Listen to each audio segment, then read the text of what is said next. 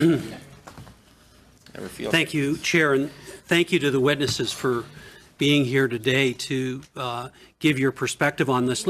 I do want to put things in context for you. You may not, or you may know it, but I think it's worth getting on the record.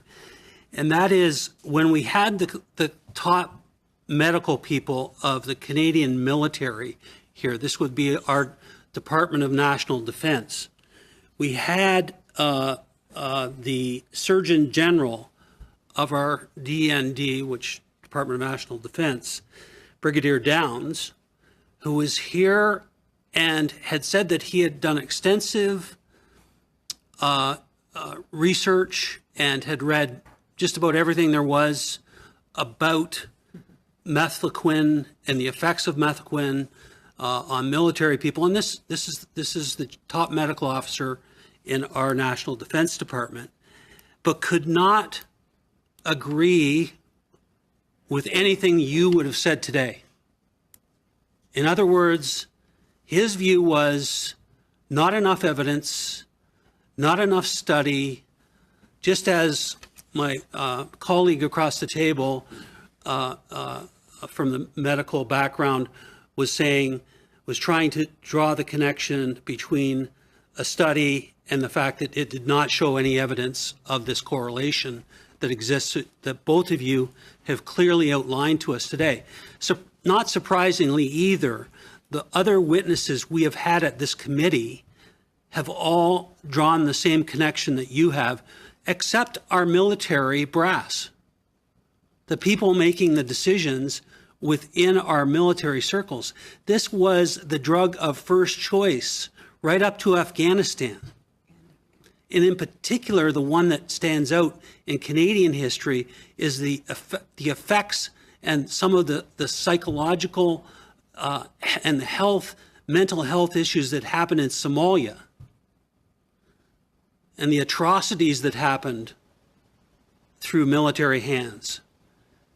And one of our more respected, now a senator, I believe he's General Romeo Dallaire, has said unequivocally, we should not be giving this to people in the military.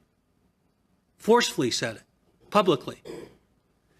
Yet we are here at committee asking questions of our military leaders who don't find any credibility in what you're saying. Now, they obviously haven't read Professor Quinn's references to what's happened in Australia, obviously, because you have had study. And interestingly enough, there was never a reference to the fact that Australia had taken action on this and had developed policy within government to compensate and help these individuals who are struggling so much. So I put that in context because it's simply a matter of screening by asking those who served up to Afghanistan whether they took this drug, including Afghanistan, and including now the ones who are still taking it in our military. And so I'm outraged, and you might be able to see that across the video screens. I'm outraged by the fact that this government has not taken action on it, or previously, if we had this information, other governments. So I wonder how, when it seems to me the database is there, because that was another question brought up, how do we know who took it? Well, we know who served. We have all their records. We asked them, did you take it? That's all. And then we acknowledge the fact that there is a correlation. Australia has dealt with it. The United States is dealing with it and banning it. Yet we somehow stubbornly and within our military want to continue to allow our military people to take it. If we do nothing more than just stop it from being offered, we'd be doing a service to our military people and to future veterans. So we're here talking about veterans and the ones who took it and the ones who have claimed this correlation of these symptoms and these problems with their health issues. And we have a defense and a government trying to say it doesn't exist. So when I give you that context, my question is, what do you think the next steps for Canada should be on this issue of those veterans who consumed this toxic drug and those who are continuing to consume it? Could I have your general thoughts, each of you?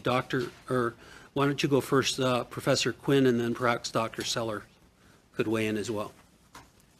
We're short on time, so if you could just be to the point, please.